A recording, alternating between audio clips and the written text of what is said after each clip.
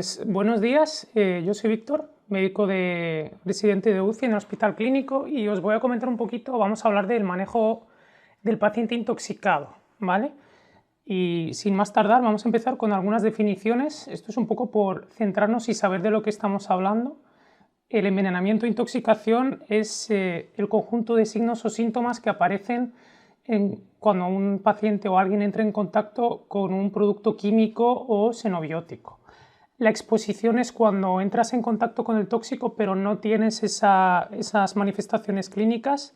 La sobredosis, como su propio nombre indica, es haber ingerido una cantidad excesiva de una sustancia que normalmente a dosis más bajas está diseñada para el uso humano.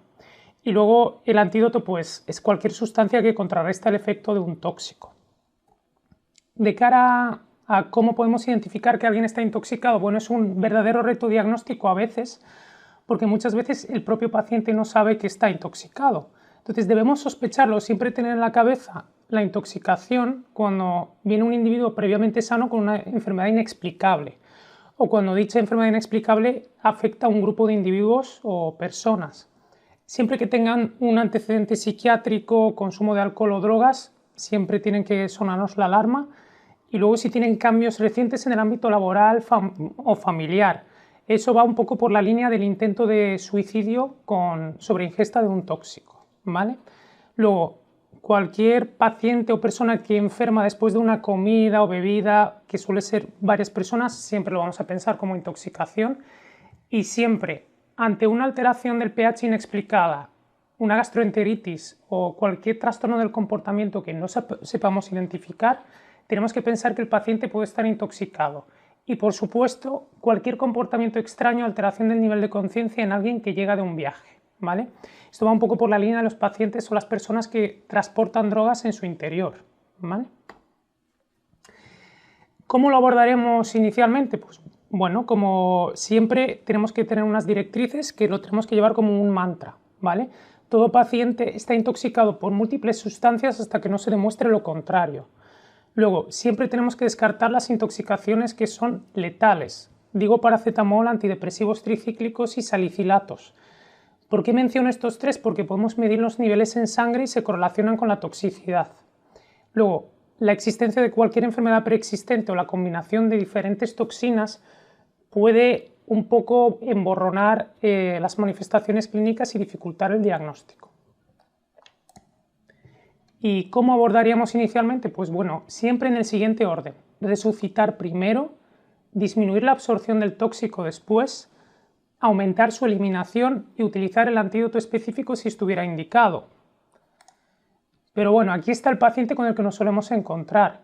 Un paciente intoxicado puede ser el señor de la izquierda, que es un paciente con una depresión mayor, que viene y perfectamente nos dice lo que ha tomado, ¿vale? O podemos tener el supuesto del lado derecho, que es una paciente que ha sufrido un bajo nivel de conciencia, unas convulsiones y no nos puede decir nada, y claramente la gravedad de la intoxicación de la paciente a la derecha es en el momento agudo mucho más grave que el otro señor, pero el otro señor puede estar en una ventana libre de síntomas y quizás el señor de la izquierda dentro de unas horas acabe como la señora de la derecha. Pues bien, si nos viene el paciente estable a todos los niveles, podemos plantearnos la anamnesis toxicológica, que son las 6 preguntas fundamentales. ¿Qué ha tomado? ¿Cuándo? Para saber si podemos aplicar antídotos o algún tratamiento de limitar la absorción. ¿Cuánto? ¿Qué cantidad? ¿Cómo lo ha tomado? ¿Lo ha inhalado? ¿Lo ha ingerido? ¿Con quién lo ha tomado? Si ha sido una ingesta grupal, porque igual nos vienen más personas con los mismos síntomas. ¿Y con qué intención? Eso va por la línea de si es un intento autolítico de valorar un manejo psiquiátrico ya después cuando resolvamos la intoxicación aguda. Y siempre tener en cuenta lo de la derecha, que los pacientes mienten, eso ya lo dijo el Dr. House, no son conscientes de la intoxicación, muchas veces no lo son. A veces es un paciente que ha tenido una diarrea, ha perdido función renal de origen prerrenal y ha seguido tomándose estrictamente la medicación. Puede ser metformina y acaban intoxicados, se puede estar tomando la digoxina y acaba intoxicado por digoxina y a veces los propios pacientes no saben que están intoxicados. O a veces aportan información vaga e incompleta, eso es el pan nuestro de cada día. Pero ¿qué pasa si nos encontramos con el otro tipo de paciente? A este paciente la anamnesis es imposible de hacerla.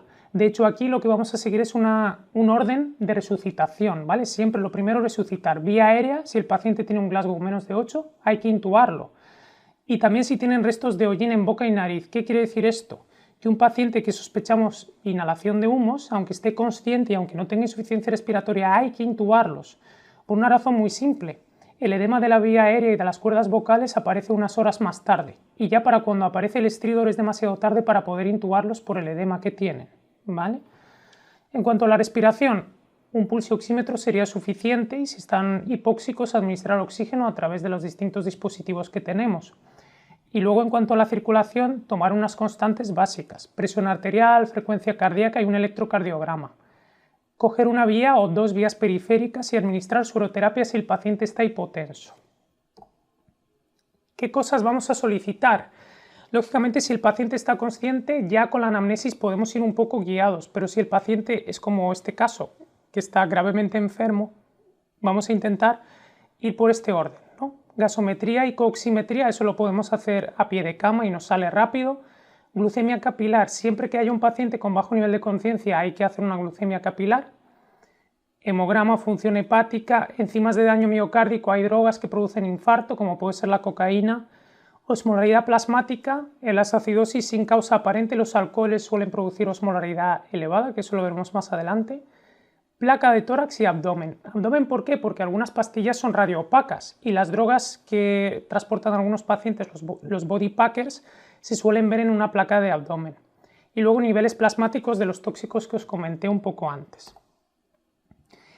Tenemos que reconocer los principales toxíndromes. ¿Qué es un toxíndrome? Un toxíndrome o síndrome tóxico es el conjunto de signos y síntomas que aparecen con ciertas intoxicaciones. Las descritos clásicamente son los que os menciono aquí abajo: simpático mimético, anticolinérgico, colinérgico, opiáceo, hipnosedante, y hemos añadido el serotoninérgico al final, que ya os comentaré que tiene algunos matices específicos. Pero ¿por qué es importante conocer estos síndromes? Porque se pueden reconocer a pie de cama, solo con las constantes vitales y la exploración física, y no haría falta ni de gasometría, ni de analítica, ni nada más. Y solo con esto podemos saber qué ha podido causar la intoxicación y qué antídoto podemos poner, ¿vale? Empecemos con el primero, toxíndrome simpático-mimético. Como su propio nombre indica, el sistema simpático está exaltado, ¿vale? Eso lo suelen causar, pues bueno, la cocaína, las anfetaminas, el MDMA, las catinonas sintéticas, que son un grupo de estimulantes que también burdamente se conocen como sales de baño, la teofilina y la cafeína. No nos olvidemos que a veces se venden pastillas de cafeína concentrada por internet y hay pacientes que han tenido paro cardíaco por sobreexceso y sobredosificación de cafeína en estos formatos. Y el tratamiento es con benzodiazepinas, que lo que hacen es aumentar el tono parasimpático para contrarrestar un poquito los síntomas que tienen. Entonces vamos a utilizar esta tabla. Las constantes vitales suelen estar taquicárdicos, hipertensos, están taquipneicos y suelen tener fiebre, ¿vale? Y tienen las pupilas midriáticas. Además, estos pacientes están sudorosos y suelen estar agitados. El siguiente toxíndrome es el anticolinérgico, ¿vale? Esto de aquí a la izquierda, si os acordáis de la carrera, es el receptor muscarínico de acetilcolina. Esto es la acetilcolina y el toxíndrome anticolinérgico se produce por bloqueo de este receptor. Y los causantes habituales, aunque nos pueda parecer raro, son los antidepresivos tricíclicos, los antihistamínicos, la atropina, la escopolamina y los alcaloides de la belladona. En nuestro medio, lógicamente, estos son los dos causantes más frecuentes, pero eso es porque los antidepresivos tricíclicos y los antihistamínicos, a dosis altas, como en dosis de sobredosificación, tienen un efecto indirecto de bloqueo sobre estos receptores. El tratamiento es la fisostigmina, que la fisostigmina es un bloqueante de la acetilcolinesterasa, o sea, un antagonista de la acetilcolinesterasa, lo cual hace que aumente la cantidad de acetilcolina en la unión, en el espacio sináptico, contrarrestando este efecto. Y ahora, si nos fijamos en los signos clínicos, veremos que es prácticamente idéntico al cuadro anterior, ¿verdad? El toxíndrome anticolinérgico cursa con taquicardia, hipertensión, tensión alta y midriasis pupilar, y agitación también, pero hay una cosa diferencial, que es lo que viene en rojo. No tienen sudor, están con las mucosas secas y no sudan. Es en parte la razón por la cual estos pacientes suelen tener más fiebre que los anteriores, porque no son capaces de disipar la temperatura. Y hay un dicho clásico en la medicina que dice que los pacientes con el síndrome anticolinérgico están calientes como el desierto, secos como el hueso, rojos como la remolacha, ciegos como un murciélago y locos como un sombrerero. Así para que os acordéis un poquito. Vamos un poquito complicando las cosas. El toxíndrome colinérgico es, podemos decir, quizá lo contrario. Si los anteriores estaban secos, estos pacientes están empapados.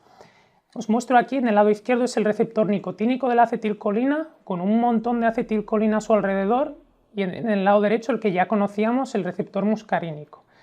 Como ya vemos un poquito por las ilustraciones, lo que suele ocurrir aquí en este síndrome es un exceso de acetilcolina, y eso ocurre porque la acetilcolinesterasa, que es el enzima encargado de romper la acetilcolina, está bloqueado. ¿Quién lo produce? Pues los pesticidas organofosforados, los carbamatos, piridostigmina, fisostigmina y hidrofonio. Todo esto son sustancias que inhiben la acetilcolinesterasa. Y no he puesto aquí, pero están los gases de guerra, ¿vale? También el sarín, somán, tabún y fentión. Pero eso ya en ámbito bélico, que en los últimos años estamos un poco con eso más de cerca. Entonces, el tratamiento sería con atropina y pralidoxima. La atropina contrarrestaría el efecto sobre el efecto, es un bloqueante muscarínico, pero sin embargo la pralidoxima actúa a ambos niveles, ¿vale? Porque la pralidoxima revierte el efecto bloqueante sobre la acetilcolinesterasa. Entonces, ¿qué síntomas tienen estos pacientes? Os pongo la lista porque la verdad es que la sintomatología es muy abigarrada, pero luego con nuestra tabla veremos que se resume en 2 o 3 cosas. Los síndromes nicotínicos cursan, podemos ver, como más clínica simpática, ¿no? Midriasis, taquicardia, hipertensión, pero luego aparece el componente de las fasciculaciones y la debilidad muscular. Esto ocurre porque los receptores nicotínicos están en la placa neuromuscular. Entonces el exceso de acetilcolina hace que los músculos se activen inicialmente y luego se produce debilidad por inactivación del receptor. Los muscarínicos, con el acrónimo inglés de dumbbells, pues todas las reas, como digo yo, que puede tener un paciente: diarrea, broncorrea, emesis, vómitos, lacrimeo, el exceso de secreciones en líneas generales. Y la imagen así para llevarnos a casa es este, ¿no? Es un paciente que está sudoroso, con lacrimeo, con miosis, pupilas puntiformes, espumean, están vomitosos frecuentemente y hay una cosa más no observar, que está cianótico. Son pacientes que tienen broncoespasmo y con el aumento de las secreciones bronquiales pues también tienen compromiso respiratorio. Podemos ver que la frecuencia cardíaca y la presión arterial depende si predomina el efecto nicotínico o muscarínico, puede estar alta o baja, suelen estar bradipneicos, suelen no tener fiebre o estar hipotérmicos y lo destacable es que están empapados, tienen miosis pupilar y suelen tener deterioro del nivel de conciencia. El síndrome hipnosedante, ¿vale? En este caso los causantes pues son bien conocidos. Para eso tenemos que hablar un poquito del receptor del GABA, ¿vale? De gamma aminobutirato, que el más conocido es el GABA-A, siempre el que conocemos en la carrera. Tenemos aquí el etanol, que es un agonista de este receptor, y luego también aquí tenemos una benzodiazepina. Cuando se estimula por estas sustancias tóxicas, el receptor se abre y permite la entrada de cloro al interior de la célula, lo cual permite que la neurona se hiperpolarice y hace que esté poco propensa a mandar estímulos nerviosos. Y el receptor GABA-B, descubierto en los últimos años, es otro receptor que funciona de un mecanismo un poco diferente. La sustancia tóxica en este caso es el GHB o el éxtasis líquido. Lo que se consigue es una apertura de canales de potasio, ¿vale? Y los canales de potasio lo que hacen es que hiperpolarizan la membrana incluso más que el receptor GABA-A, ¿vale? La salida de potasio tiene un efecto mucho más inhibidor que la entrada de cloro. Entonces suele ser que estos pacientes con gamma hidroxibutirato se utiliza como fines recreativos el éxtasis líquido, son pacientes que se suelen tomar las sustancias también y de repente se encoman de un momento para otro. El tratamiento sería flumacenilo o tratamiento de soporte, que eso lo comentaremos un poquito más adelante. Lo más característico de este síndrome es el bajo nivel de conciencia, las pupilas son variables y el resto de características de la exploración son anodinas, pero el coma es lo fundamental. El síndrome opiáceo o síndrome opioide. no tengo por qué decir, el causante fundamental son los opiáceos en sus distintas formas. Las distintas manifestaciones del síndrome opiáceo dependen sobre todo de los receptores afectados. Los receptores mu son los principales, luego están los kappa y los delta. Os he mencionado aquí, os he representado un poquito la distribución de los receptores para entender los síntomas que tienen los pacientes, sobre todo la depresión respiratoria y la miosis. La depresión respiratoria es el hallazgo clínico de la exploración más característico, porque luego el síndrome hipnosedante también cursa con miosis, pero sobre todo la depresión respiratoria es característica de este síndrome. ¿Y por qué ocurre? Podemos ver que el centro respiratorio se encuentra en el bulbo y es sobre todo donde hay más receptores mu. Y la miosis ocurre porque tenemos también muchos receptores mu y kappa también en torno a la sustancia gris periacueductal, donde está el núcleo de Edinger-Westphal, que es el que controla el diámetro pupilar. ¿Y cómo trataríamos este síndrome? Pues el antídoto sería la naloxona, pero luego en los hallazgos clínicos, como os he comentado, la bradipnea, muy característico, y el bajo nivel de conciencia. Y ya el último toxíndrome es el síndrome serotoninérgico. Comentar que es dentro, si lo vemos clínicamente, cabría dentro del propio síndrome simpático-mimético, el primero que comentamos. Y podríamos englobarlo dentro de ese síndrome. De hecho, la exaltación autonómica es característica, pero luego hay otras 3 esferas que se tienen que cumplir. La exaltación motora, que cursa con clonus y espasmos musculares espontáneos, y exaltación neurológica característica por inquietud mantenida. Hay muchas sustancias que pueden causar un síndrome serotoninérgico y comentar que el síndrome serotoninérgico se puede instaurar en cuestión de horas y que a la vez puede desaparecer en cuestión de horas si retiramos el agente causal. Muchos antidepresivos, no solo los que son inhibidores de la recaptación de serotonina o noradrenalina, los opioides como el tramadol y algunos antibióticos como el linezolid, y luego, por supuesto, sustancias tóxicas como algunas drogas de abuso como la cocaína o el MDMA. Esto puede ocurrir en algún paciente que es tomador habitual por ansiedad o lo que fuera de antidepresivos, un ISRS, y se va de fiesta y se toma cocaína o MDMA y a las pocas horas debuta con la clínica del síndrome serotoninérgico. Un paciente que es tomador de estos fármacos y sin darnos cuenta le ponemos linezolid. La evolución clínica es paulatina, pero tenemos que darnos cuenta de las sutilezas. Al principio aparece la inquietud, la acatisia y el temblor, luego aparece el clonus y sobre todo el opsoclono o clonus ocular, que es muy característico, y ya aparece la rigidez y la hipertermia. Pueden llegar a tener más de 40 de fiebre o 41, y esa fiebre no es por alteración del termostato, del hipotálamo, sino que es por rigidez muscular e hiperactividad muscular.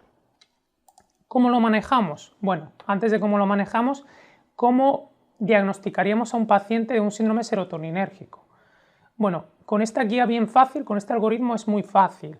Tenemos el síndrome serotoninérgico. Si se ha tomado una sustancia que lo puede producir en las últimas 5 semanas, vamos a ver si se cumple alguno de estos. Con la presencia de solo uno de estos supuestos, ya tenemos el diagnóstico de síndrome serotoninérgico. Vemos que el temblor y la hiperreflexia o el clonus espontáneo se da mucha importancia a la exaltación de la actividad muscular. Y el tratamiento, pues bueno, retirar por supuesto lo que lo ha causado, benzodiazepinas, como cualquier síndrome simpático-mimético hay que dar benzodiazepinas. Algún antipsicótico por la agitación psicomotriz se puede dar, la clozapina o la clorpromacina son seguras. Las sujeciones mecánicas se deben evitar porque aumentan la termogénesis por la inquietud del paciente y pueden empeorar el cuadro de base.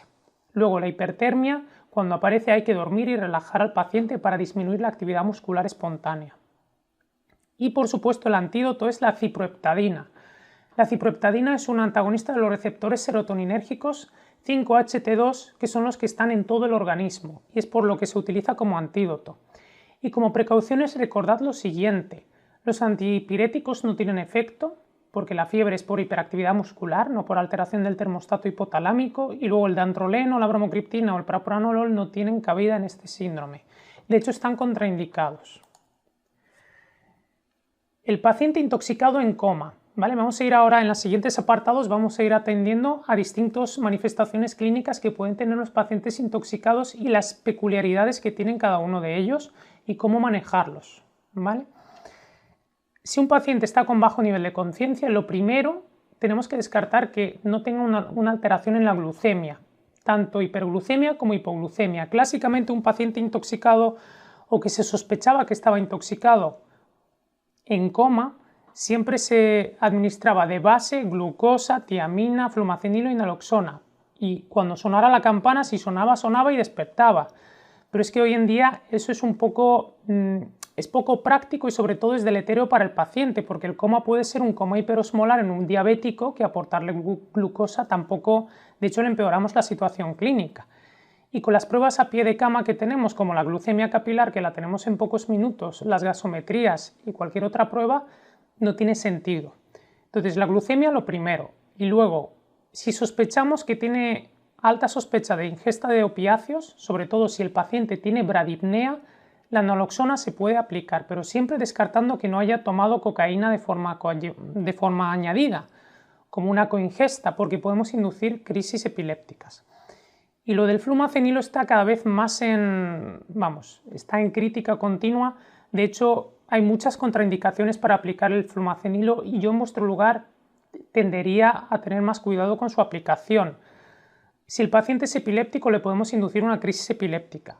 Si el paciente ha tomado de forma conjunta sustancias proepilépticas en sobredosis, como pueden ser antidepresivos, cocaína o anfetaminas, le podemos inducir una crisis. Y de hecho, los intentos de suicidio más frecuentes son por la combinación de benzodiazepinas con antidepresivos, porque es lo que los pacientes tienen en casa para tratar su ansiedad y su depresión. Entonces, si yo le doy flumacenilo y elimino el efecto de antiepiléptico beneficioso que tiene las benzodiazepinas, dejamos el efecto proconvulsivante del antidepresivo e inducimos una crisis epiléptica. Entonces, al final, el flumacenilo solo sí es una intoxicación por benzodiazepinas en un paciente que no es epiléptico y siempre que hayamos descartado todo lo demás. ¿Y qué pasa si no es ninguna de estas cosas y el paciente sigue en coma? Pues tendremos que hacer una prueba de imagen e indagar un poquito más. No será el primer paciente que viene con miosis pupilar, sospechamos que es intoxicación por opiáceos y tiene una hemorragia de tronco cerebral.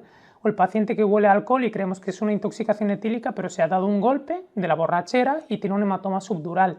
Siempre hay que descartar organicidad y lesión estructural cerebral. ¿Qué pasa con el paciente que sospechamos que está intoxicado y su síntoma guía es una crisis hipertensiva? En ese caso englobaríamos al paciente dentro del síndrome simpático-mimético, ¿verdad? Aquellas sustancias que aumentan la actividad simpática. ¿Cómo lo tratamos? Con benzodiazepinas, midazolam, diazepam. Y si con eso no es suficiente, se puede dar nitroprusiato, clevidipino, calcio antagonistas o nitratos. Pero nunca, y digo nunca, hay que dar betabloqueantes puros. Sobre todo, esto es en la intoxicación por cocaína, porque cuando eliminamos el efecto beta, dejamos que actúan solo los receptores alfa. Entonces, con eso, lo que vamos a conseguir es un aumento y un empeoramiento de la hipertensión, de hecho, el efecto contrario al que nosotros buscamos. Las fenotiacinas y butirofenonas, véase el haloperidol, puede inducir arritmias cardíacas malignas en estos pacientes. La succinilcolina produciría hipercaliemia, grave en estos pacientes y los antiarrítmicos del grupo 1A, lejos de mejorar la situación clínica, producirían más arritmias en estos pacientes. ¿Y qué pasa con la hipotensión y la bradicardia en el paciente intoxicado? Quizás es la manifestación hemodinámica más frecuente de los pacientes intoxicados. Os he puesto aquí la fórmula, esto es de fisiología, de qué es lo que determina la presión arterial media, ¿no? El gasto cardíaco por las resistencias vasculares. Uno puede estar hipotenso por descenso de las resistencias vasculares, ¿no? En cuyo caso los causantes pueden ser betabloqueantes, calcio antagonistas o nitrito de amilo. También puede ser por sustancias que aumentan el sistema nervioso parasimpático, como son los opiáceos, o después de una sobrecarga catecolaminérgica, que después hay como una pérdida continua del tono simpático en una segunda fase, ¿no? Después de, por ejemplo, una hipertensión muy grande. En cuanto al gasto cardíaco, sabemos que depende del volumen sistólico y de la frecuencia cardíaca. Un paciente que está muy bradicárdico también puede estar hipotenso, ¿no? Y en este caso, pues calcio antagonistas no dihidropiridínicos, como son el verapamil o el diazem, y los betabloqueantes como antes. O siempre que estemos ante una intoxicación por organofosforadas o piridostigmina. Acordaros, el síndrome colinérgico cursa con bradicardia. Y luego la contractilidad extendida, pues bueno, puede ser de causa isquémica o no isquémica. Eso como siempre. ¿Y cómo lo manejamos? Bueno, cualquier hipotensión al principio, volumen. Y volumen con cristaloides. Vamos a pasar unos 30 mililitros kilo en una hora. Algunos os dirán, bueno, podemos administrar más volumen si el paciente está hipovolémico, pero tenemos que tener cuidado, porque si la hipotensión se debe a una intoxicación, por ejemplo, por calcio antagonistas, los calcio antagonistas en sobredosis pueden producir edema agudo de pulmón no cardiogénico. Entonces, con tal de que aumentemos un poquito más los aportes de volumen, podemos generar un edema agudo de pulmón a estos pacientes. Entonces, en líneas generales, después de administrar esta cantidad de líquidos, si el paciente sigue hipotenso, hay que iniciar un vasopresor. La noradrenalina es de elección. En cuanto a la bradicardia, pues bueno, en ese caso administraremos atropina inicialmente o en dosis repetidas y si no hay que administrar isoproterenol o dobutamina. Si no conseguimos una frecuencia superior a 50 o que el paciente no esté chocado, habría que poner un marcapasos. Y ya nos tendríamos que plantear en qué punto estamos, porque hay antídotos específicos. Si el paciente está intoxicado por digoxina, podemos dar fragmentos de anticuerpos contra digoxina y el efecto se revertiría en menos de media hora. Si está intoxicado por betabloqueantes, habría que plantear la insulina a dosis altas, el glucagón e incluso la emulsión lipídica si esto no se resuelve con las medidas previas. Y en los antagonistas del calcio, pues demos calcio. ¿Vale? Lo primero sería administrar calcio y luego, igual que la intoxicación por betabloqueantes, se puede utilizar insulina a dosis altas o la emulsión lipídica. ¿Y qué hablamos en cuanto a las arritmias? Esto es siempre un problema muy temido en los pacientes intoxicados. Sobre todo cuando se ingieren muchas sustancias y antidepresivos en general pueden tener efecto tóxico sobre el miocardio. Las taquiarritmias más frecuentes son las supraventriculares, entre las cuales tenemos la taquicardia sinusal, que es lo más frecuente y por supuesto se trata con diazepam o midazolam. ¿Vale? Luego, la segunda taquicardia supraventricular más frecuente sería la fibrilación auricular, pero cuando tengamos fibrilación auricular con una respuesta ventricular rápida tenemos que fijarnos sobre todo si el paciente tiene alteraciones electrolíticas. Primero hay que corregir el potasio, el magnesio y el fósforo antes de ponernos a poner diazepam o midazolam. Lógicamente, si el paciente está agitado, inquieto, podremos poner diazepam y midazolam, pero también hay que corregir lo otro de base, que es lo que probablemente haya propiciado la arritmia. ¿Y qué pasa con este electro? Os pongo este electro para que nos fijemos en unas características específicas y quiero que os grabéis este electro a fuego. Si os lo queréis tatuar, también me vale. Este paciente tiene este electro tiene las siguientes características, ¿vale? Os he puesto aquí las derivaciones en las que nos tenemos que fijar. La derivación 2 podemos ver que, vale, es una taquicardia, ¿no? No se ve en PES, no parece que sea sinusal, pero tiene un QT muy alargado. Vemos que ahí la T se solapa casi sobre la R, ¿vale? Eso por un lado, tenemos un QT alargado. Además el QRS, si lo veis, aunque ahora los cuadraditos no se ven bien, pero ya os digo yo que el QRS está ensanchado. Y luego en V1 tiene esta morfología, aparte del bloqueo de rama, tiene esta morfología de elevación del ST como en aleta de tiburón. Esto nos puede sonar del MIR, ¿no? Dices, bueno, pues esto parece un síndrome de Brugada. Bueno, sí, tiene un electro de Brugada, en efecto. Es un electro de bloqueo de canales de sodio, por ser más estrictos. Sabemos que el Brugada es por disfunción del canal de sodio. Y cuando vemos este electro en un paciente que no tiene ninguna cardiopatía conocida previamente, hay que pensar en que puede estar intoxicado por estas sustancias, antidepresivos, de clase 1A a 1C, porque esos antidepresivos son bloqueadores del canal de sodio, fenomenal, antidepresivos tricíclicos, fenotiazina, haloperidol o cocaína, porque todo esto son sustancias que a dosis altas bloquean los canales de sodio del miocardio. ¿Y por qué es tan importante? Porque lo que pasa con este electro es que podemos acabar así, y de la TV, pero podemos acabar en una fibrilación ventricular y una muerte súbita cardíaca. ¿Cómo se trata este electro? O cuando aparecen taquicardias ventriculares o taquiarritmias ventriculares de QRS ancho, se tratan con bicarbonato, ¿vale? Con bicarbonato sódico. De hecho, aunque no tenga arritmias, si el paciente tiene un QRS más de 100 milisegundos, tienen una R en AVR mayor de 3 milímetros, un cociente R sobre S en AVR de más de 0,7, es indicación de bicarbonato. Bicarbonato en bolo y bicarbonato en perfusión. ¿Por qué el bicarbonato? Porque el exceso de sodio que aportamos con el bicarbonato permite revertir el efecto bloqueador de los canales de sodio del miocardio, pero además la alcalinización de la sangre permite en parte desacoplar esas sustancias de su receptor, o eso es lo que se postula. Luego, si además la taquicardia ventricular creemos que es por intoxicación por digoxina, podemos utilizar la lidocaína, solo entonces, porque la lidocaína está contraindicada en la intoxicación por antidepresivos tricíclicos. Y luego, por supuesto, si la taquicardia es por digoxina, pongamos anticuerpos antidigoxina. Si nuestra taquicardia es polimorfa, una torsade de Poix, pues en una torsión de puntas pondremos magnesio, con independencia de la magnesemia que tenga el paciente. 2 gramos de magnesio y me da igual los niveles de magnesio que tenga. O podemos administrar isoproterenol o un marcapasos para lograr una frecuencia cardíaca más de 100 latidos por minuto. Porque como ya os habrán contado en el apartado de las arritmias, pues bueno, el QT depende de la frecuencia cardíaca. Mayor frecuencia cardíaca, menor QT. Si el paciente no tiene pulso, por supuesto, no perderíamos el tiempo con todo esto y le desfibrilaríamos de entrada. Acidosis metabólica en el paciente intoxicado. Es la manifestación quizá también más frecuente de los pacientes intoxicados de entrada.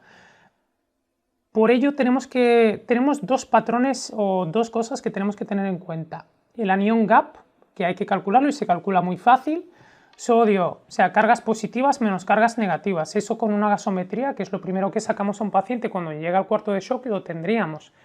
El rango normal es este y podemos asumir que por encima de 15 está aumentado. Y luego la osmolaridad, el osmol gap, que para hacer el gap osmolar tenemos que calcular la osmolaridad en plasma, ¿no? Que es con esta fórmula, utilizando el sodio, la urea y la glucosa, y luego restarla a la osmolaridad real que tenga el paciente. El valor normal es por debajo de 10. ¿Por qué os digo todo esto? Porque hay algoritmos infinitos, yo os he puesto este, de decisión y de búsqueda de cuál puede ser el causante de la acidosis en nuestro paciente. Entonces vamos a poner un ejemplo. Tenemos un paciente con una acidosis metabólica, ¿no?, que tiene el anion gap elevado. Lo siguiente que tengo que mirar es su lactato. Si tiene lactato elevado podemos tener todas estas causas de la intoxicación, ¿no? Que algunas no son intoxicaciones, podemos ver que el fracaso hepático es una causa, pero por ejemplo la metformina sí, en sobredosis lo puede producir. Estos son antirretrovirales, un shock o el propilenglicol. Luego, si el lactato es normal, vamos a ir a la cetonemia. Hay ciertas intoxicaciones que cursan con aumento de los cuerpos cetónicos, entre ellos son los salicilatos o el isopropanol, que luego lo veremos un poco más adelante. Y luego, si los cuerpos cetónicos son normales, pues ya tenemos que venir aquí. Y esto lo hablaremos en el siguiente apartado, intoxicación por alcoholes. En general, en un paciente con bajo nivel de conciencia y un osmol gap elevado, siempre pensad en intoxicación por alcoholes. Y aquí están los alcoholes. Si nos acordamos de las fórmulas químicas, vamos a repasarlo un poquito. Tenemos aquí una enzima, que es el alcohol deshidrogenasa, que lo que hace es convertir los alcoholes en ácidos, que son más solubles y se eliminan por orina. Lo que pasa es que el hígado no sabe discernir entre alcoholes. Al final, él reconoce esto, esto y esto. O sea, la molécula de alcohol es la misma, pero lo que viene asociada a ella es completamente diferente. Entonces, si bien es verdad que el etanol, que es el alcohol de beber, de todas las bebidas espirituosas, podemos decir, se convierte en ácido acético y luego se mete en el ciclo de Krebs, ¿vale? Eso no es tóxico para el organismo, pero por ejemplo el isopropanol se convierte en acetona, que es un cuerpo cetónico y es una de esas intoxicaciones que cursan con cetonemia. Paciente que ingresa con bajo nivel de conciencia y tiene un aliento afrutado, en ocasiones puede no tener cetonuria. ¿Por qué? Porque las tiras reactivas detectan beta-hidroxibutirato, que es el otro cuerpo cetónico. Pero la acetona no se detecta por esos arrays, pero solo oliéndoles el aliento sería suficiente para identificarlo. Luego el metanol y el etilenglicol. El metanol se convierte en ácido fórmico y el ácido fórmico es tóxico para la retina y el cerebro. La intoxicación por estos alcoholes inicialmente cursan como cualquier paciente que está embriagado, pero luego aparece la ceguera y las convulsiones. El etilenglicol, por su parte, se convierte en ácido oxálico, que se combina con el calcio y precipita como oxalato cálcico en el riñón, produciendo un fracaso renal agudo, ¿vale? ¿Y para qué nos sirve el osmol gap y el anion gap? Pues justamente para ver esto.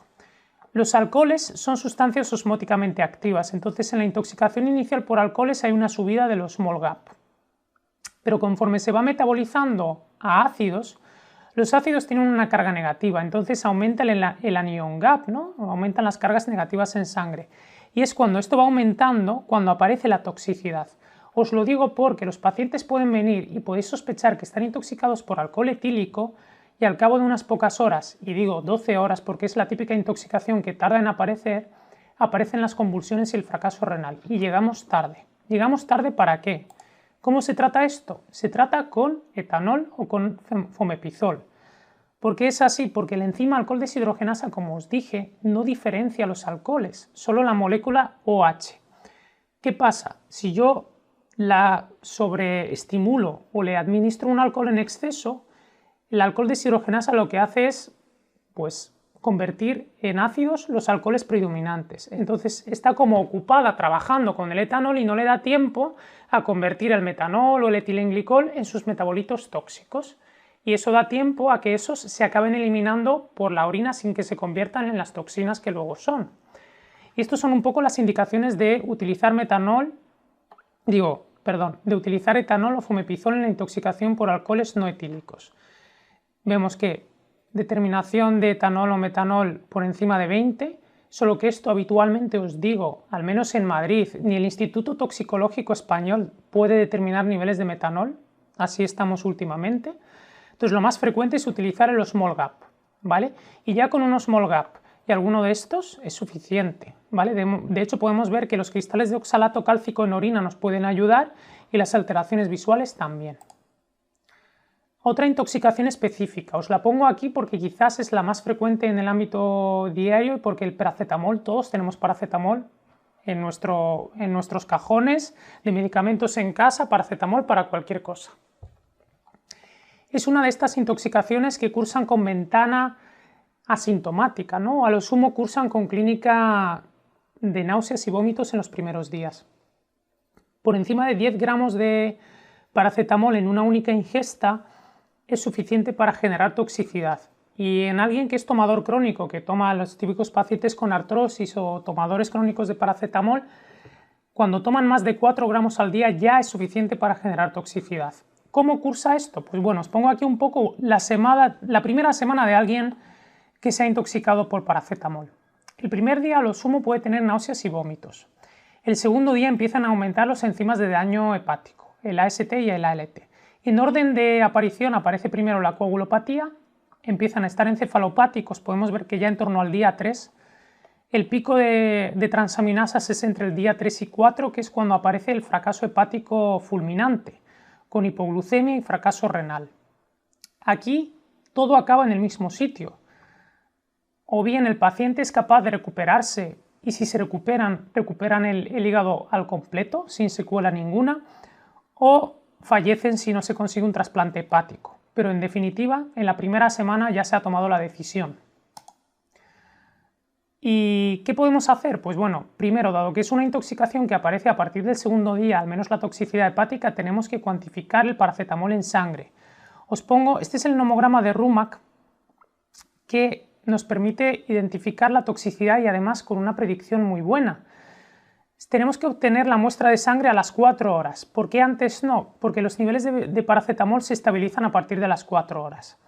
Entre las 4 y las 24 horas tenemos pues un rango diferente, ¿no? Entonces, cualquier punto que nos viene por debajo de esta línea gris supone que el paciente está en sitio seguro, está en un momento en el que probablemente nunca va a desarrollar una toxicidad.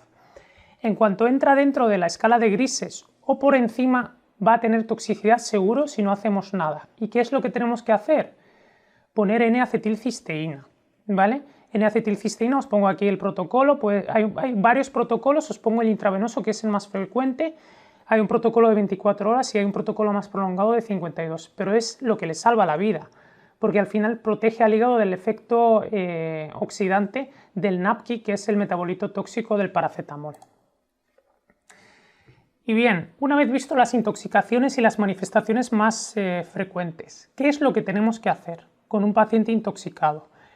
Os he dicho que primero resucitar, que eso lo hemos hecho ya, y lo siguiente es limitar la absorción del tóxico. Si todavía estamos en ventana de actuar, hay que limitar la absorción. Si el paciente, la absorción es por la piel, hay que quitar la ropa y descontaminarlos con agua y jabón. Si la exposición ha sido por la conjuntiva, hay que lavar con suero fisiológico abundante la conjuntiva. Esto es bien fácil. Y luego está la descontaminación digestiva, que en ese caso, ya sea inducción del vómito, que os digo desde ya que está en desuso, lavado o aspiración del contenido gástrico, ya sea con sonda de Levin o de Faucher, también está un poquito en desuso, pero aún así lo podemos emplear. La dilución, que la dilución se emplea solo en un caso, en la ingesta de cáusticos, ¿vale? Lejía, por ejemplo, o algún ácido. ¿Por qué? Inducir el vómito está contraindicado en ese caso porque expondríamos la mucosa esofágica 2 veces al corrosivo, al agente corrosivo. Y con la dilución sería básicamente dejarles que beban agua. Entonces, agua o suero fisiológico para disminuir o amortiguar el pH del estómago. El carbón activado, que es de lo que hablaremos a continuación, y el lavado intestinal total. El carbón activado, de elección para la gran mayoría de tóxicos. Muchas sustancias son absorbibles por él, entonces tiene más sentido hablar de las cosas para las que no nos sirve, ¿vale?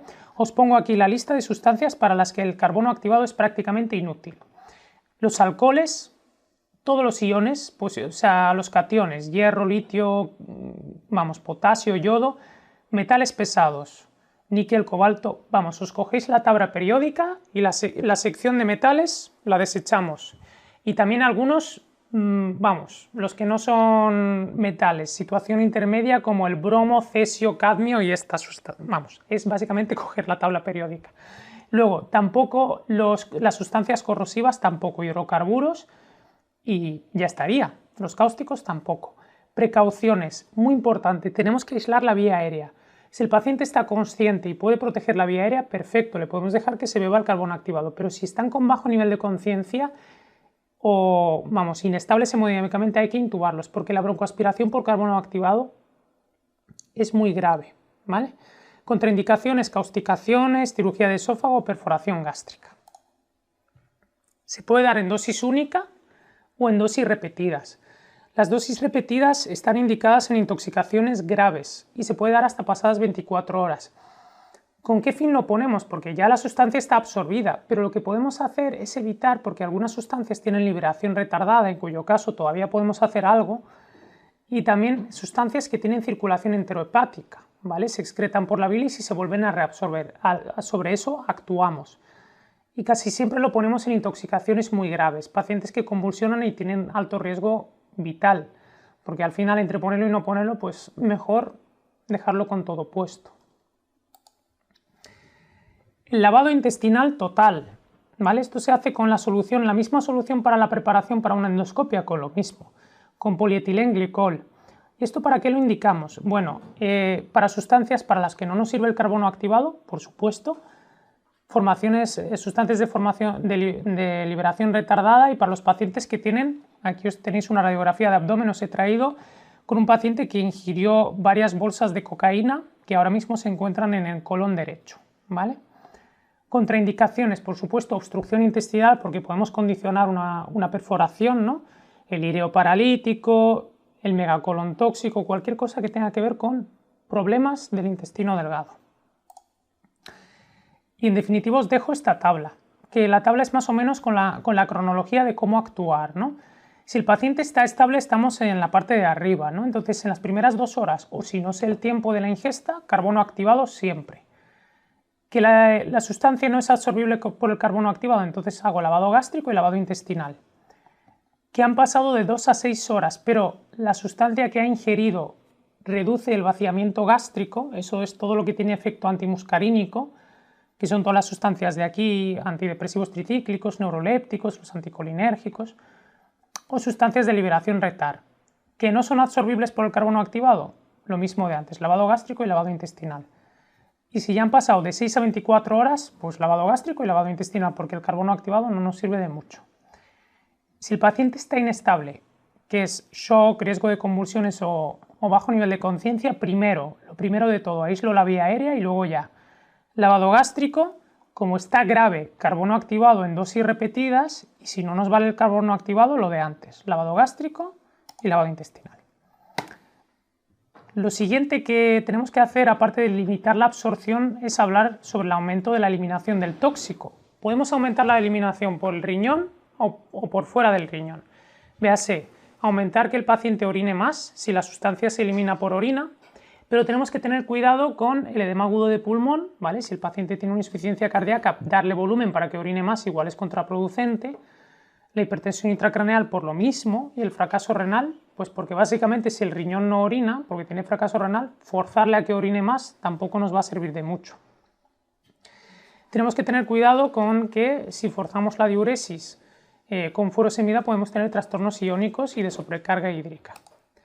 ¿Cómo podemos forzar la diuresis? Bueno, primero, si el paciente tiene un riñón normal, administrar sueroterapia abundante para que el paciente orine, y si no es suficiente, administrar furosemida.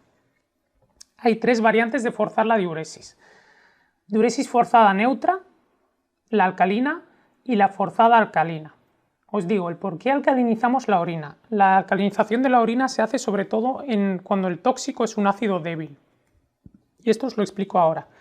Aquí tenéis la fórmula a la derecha, esto hecho a mano por mi persona, la fórmula a la derecha del ácido acetil salicílico, ¿vale?